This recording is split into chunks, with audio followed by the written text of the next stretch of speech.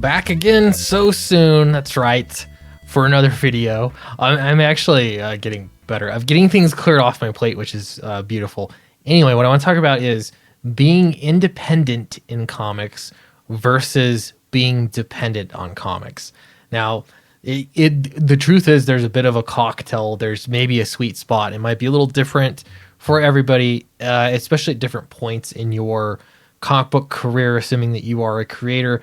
And even if you're not a creator, it's something to consider with books that are being made. I think it's important. So I tried to find a good backdrop for this for you to see. I've got a few little things I'm going to pull up, but I looked for quotes. Don't be dependent on anyone quotes. And there are a lot of really silly, cheesy ones. And I think kind of depressing ones like this one. Don't depend too much on anyone in this world because even your shadow leaves when you're in the darkness. Wow. There is some truth to that, but at the same time, there's the quote, "No man is an island." I get that too. So that's why I want to talk about the balance of it, and why I think it's important. People aren't talking about it enough, really. Before we get into that, Downcast 4 Hunting Ground is not live on Indiegogo, but the pre-launch page is up. You can sign up now so you don't miss a thing. I'm going to be doing something very special for the first 24, 48 hours, something like that. So trust me, you're going to want to know as soon as it launches. And leading up to it, I am planning a scavenger hunt with some great prizes. So again, you got to be on my mailing list. You got to be make sure you're receiving emails, but also be here as well. I haven't sent out an email in a little while, but if you get my emails when they come, then definitely you're good. But if you haven't signed up, do sign up for the pre-launch page, especially if you're not sure. It cannot hurt. You won't get double the emails. All right. So I think about this a lot because think about it for a moment. How many people in your daily life do you depend on? I think most people have a job and you depend on an employer. And even within that ecosystem, you might depend upon other people to get stuff done. And on one hand, that's a nice thing. On another hand, that's also, those are just points of failure. Every single partnership, creative partnership, there are additional points of failure. And I think most of the problems you've seen with crowdfunded comic books just never being delivered, ? And I'm talking about some of the crowdfunding campaigns that have been up for like 10 years. Part of the problem is that there is a collective of people that are in charge of making the project happen. And, what happens behind the scenes, we may never know. But there's something with that, dependency on a group project, somebody to take charge, that it can breed failure, right? Also beyond that, think about this for a moment. When you're trying to break into comics, so to speak, especially in a traditional way, it had been the wisdom when I was trying, several years ago to get into comics that all you had to do was get on to some kind of anthology, do some short stories, get on an anthology, and from there people could see that you did work and you could get more jobs after that. Maybe that's a route that works, but the problem is you're extremely dependent on whoever is putting together that anthology. That it's just the opportunities don't come that quick and that often. It can be frustrating for sure. And so if I had depended on that being my route, and even maybe some cluster around that, either way, I was depending on some editor to give me the okay, I would still not be making comics. That is a fact. It's just a fact of the matter. I know it 100% because there were no ways. I had exhausted all the resources I had, and you just have to try to impress the right people. It just wasn't working with the tool set that I had at the time. Now, when I started publishing books, they weren't comics, they were novels. And the nice thing about that is you were only depending on yourself and then, Amazon for that last little bit in order to distribute your book. And things have changed a little bit. You can still do that. But there's something about being in control and being able to get a book out when you have it finished and being able to sell the book however you want. wherever you want, wherever you can possibly reach. That's really nice. What you're missing, though, is the resources that you could get from some kind of partnership, right? Which is what a publisher is good for, or what, again, any kind of partnership is good for. If you're being hired by Marvel Comics, by DC Comics, Valiant, whoever's publishing comic books, that they own the stuff, but you're also building a name.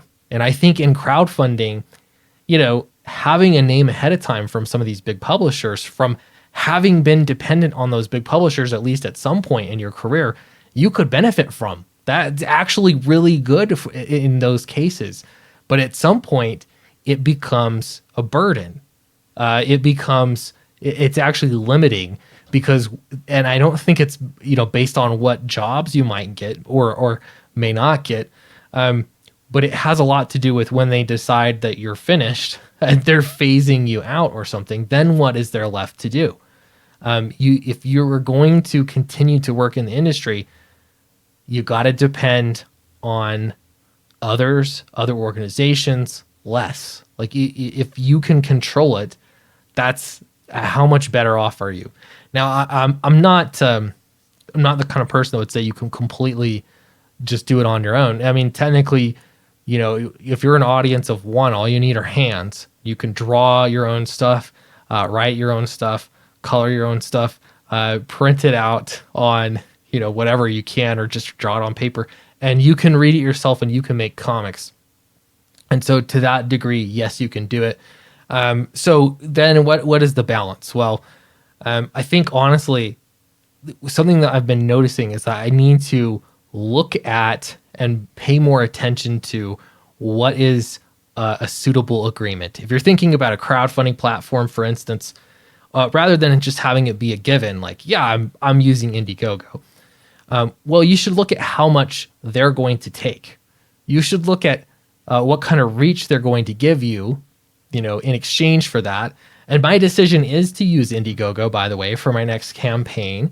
I'm open to other options as well, but as for right now, it to me still makes sense to use Indiegogo. Personally, I've had good experiences with them.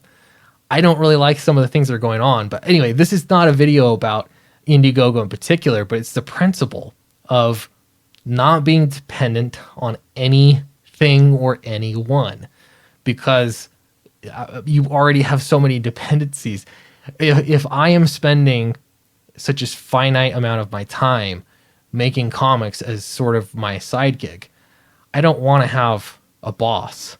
I don't want to have anybody that's controlling my destiny there. I don't need it to feed my kids.